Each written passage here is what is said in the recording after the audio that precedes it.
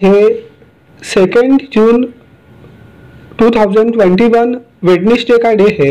अगर आपने मेरा चैनल सब्सक्राइब नहीं किया है तो स्टॉक मार्केट की जेन्युइन इंफॉर्मेशन पाने के लिए मेरे चैनल को सब्सक्राइब कीजिए। एक माइक्रो कैप कंपनी के बारे में बात करेंगे। कंपनी का नाम है निखिल एडेसिव्स लिमिटेड। बहुत ही छोटी कंपनी है लेकिन इस स्टॉक ने बहुत ही मल्टी बैगर रिटर्न दिया है। ये स्टॉक उतना पॉपुलर नहीं है और इस स्टॉक का नाम बहुत लोग फर्स्ट टाइम सुन रहे होंगे। इस स्टॉक ने पिछले काफ़ी लंबे समय से बहुत ही अच्छा रिटर्न दिया है, लेकिन क्योंकि एक माइक्रो कैप कंपनी है तो बहुत रिस्की स्टॉक भी है, क्योंकि स्टॉक का जब प्राइस बढ़ता है तो बहुत ही ज़्यादा बढ़ता है और जब स्टॉक में गिरावट होती है तो गिरावट भी बहुत ज़्यादा होती है। लेकिन क्योंकि इस स्टॉक ने अब तक बहुत ही अच्छे रिटर्न दिए हैं, एक मल्टी बैगर स्टॉक साबित हुआ है। और अगर आपको एक माइक्रो कैप कंपनी में निवेश करना है तो आप इस स्टॉक को कंसीडर कर सकते हैं, इस स्टॉक का एनालिसिस कर सकते हैं। जब मार्केट में गिरावट आती है तो लार्ज कैप के कंपेयर में मिड कैप में ज़्यादा आती है, मिड कैप के कंपेयर में स्मॉल कैप में ज़्यादा आती है और स्मॉल कैप के कंपेयर में माइक्रो कैप में ज़्यादा आती है। तो माइक्रो कैप का स्टॉक है, बहुत ही रिस्की स्टॉक है और वॉलेटाइल स्टॉक है, लेकिन इस स्टॉक ने अब तक बहुत ही अच्छे रिटर्न दिए हैं।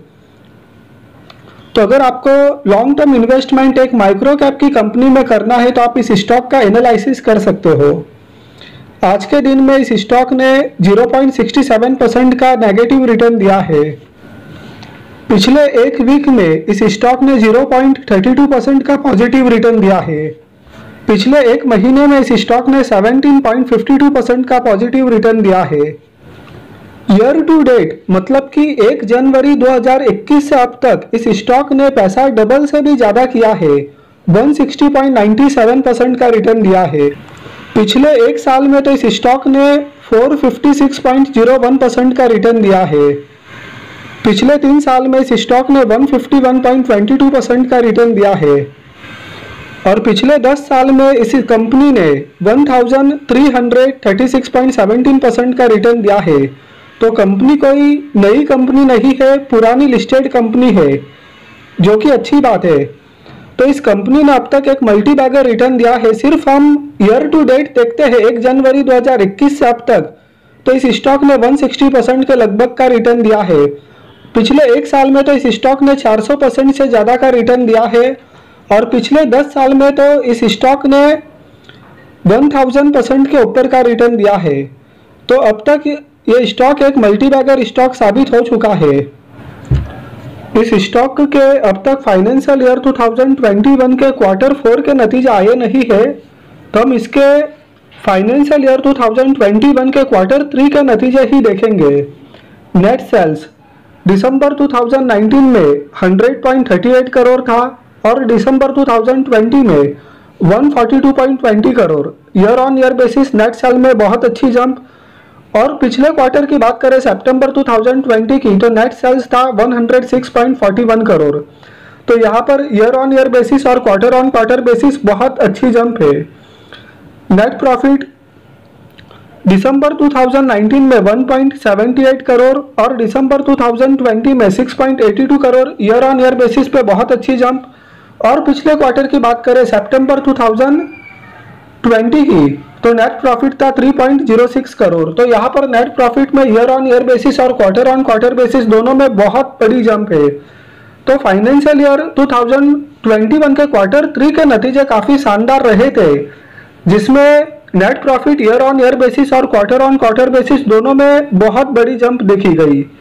जनवरी 2014 में इस स्टॉक का क्लोजिंग 25 रुपीज़ 20 पैसे पर होता है।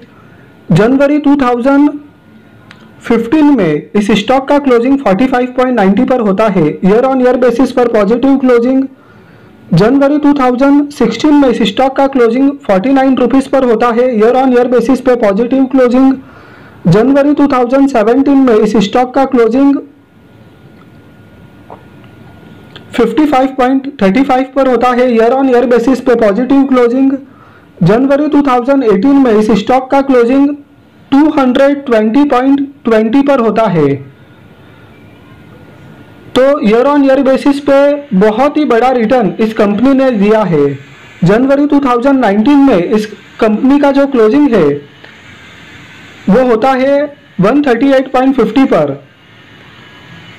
ईयर ऑन ईयर बेसिस पे नेगेटिव क्लोजिंग जनवरी 2020 में जो क्लोजिंग होता है वो 125.85 पर होता है। ईयर ऑन ईयर बेसिस पे नेगेटिव क्लोजिंग जनवरी 2021 में इस स्टॉक का क्लोजिंग 222.75 पर होता है। ईयर ऑन ईयर बेसिस पे पॉजिटिव क्लोजिंग, और इस समय ये स्टॉक ट्रेड हो रहा है 541 पर।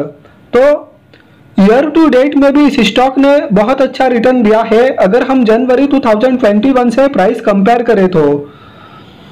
लेकिन क्योंकि एक माइक्रो कैप स्टॉक है और माइक्रो कैप स्टॉक में बहुत बड़ी गिरावट होती है, तो इस गिरावट के लिए भी तैयार रहना चाहिए।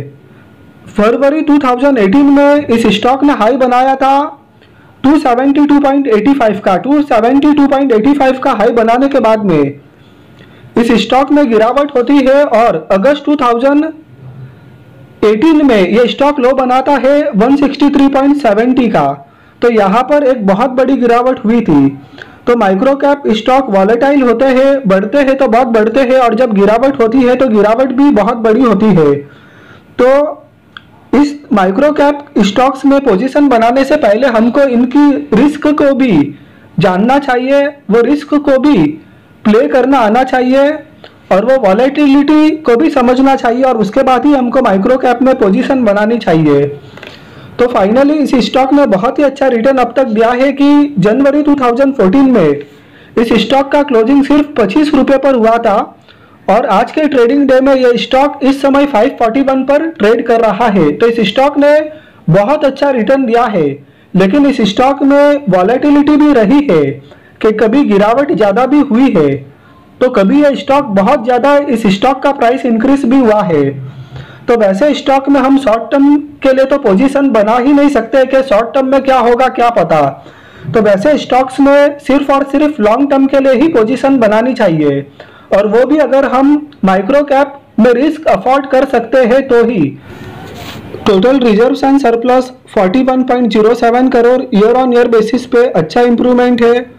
लॉन्ग टर्म बोरिंग्स 15.54 करोड़ है। शॉर्ट टर्म बोरिंग्स 11.08 करोड़ है। Short term borrowings fluctuate manner में रहती है। Cash and cash equivalents 1.45 crore है, और टोटल असेट्स 190.82 करोड़ है। ईयर ऑन ईयर बेसिस पे बहुत ही अच्छा इंप्रूवमेंट है। तो एक डेब्ट फ्री कंपनी नहीं है, कंपनी के ऊपर कर्ज है, लेकिन बहुत ही कंट्रोल में है। तो एक माइक्रो कैप स्टॉक का कि जिस तरह से बैलेंस शीट होनी चाहिए उसी तरह से बैलेंस शीट है, और कंपनी एक डेब्ट फ्री तो नहीं है, लेकिन फिर भी जो लॉन्ग टर्म बोरिंग्स है, शॉर्ट टर्म बोरिंग्स है, वो बहुत ही कंट्रोल में नजर आती है। इस स्टॉक का मार्केट कैपिटलाइजेशन 245.11 करोड़, एक बहुत ही छोटी company, micro cap company. Face value 10 रुपये का है। ईपीएस 19.69 का है। पीई 27.66 का है। पीबी 5.38 का है। रिटर्न ऑन इक्विटी काफ़ी शानदार है 19.47% की। तो फाइनेंशियल पैरामीटर पर एक शानदार कंपनी है। तो माइक्रो कैप कंपनी में निवेश करने पर हमारा रिस्क बहुत ही ज़्यादा बढ़ जाता है, क्योंकि स्टॉक का प्राइस इंक्रीज होता है तो बहुत होता है, और गिरावट होती है तो गिरावट भी बहुत ज़्यादा होती है। तो निवेश करने से पहले हमको हमारा जो रिस्क है वो रिस्क देख लेना चाहिए, और उसके बाद ही निवेश करना चाहिए। वीडियो आपको पसंद आया हो तो लाइक कीजिए, चैनल को सब्सक्राइब कीजिए। Thank you.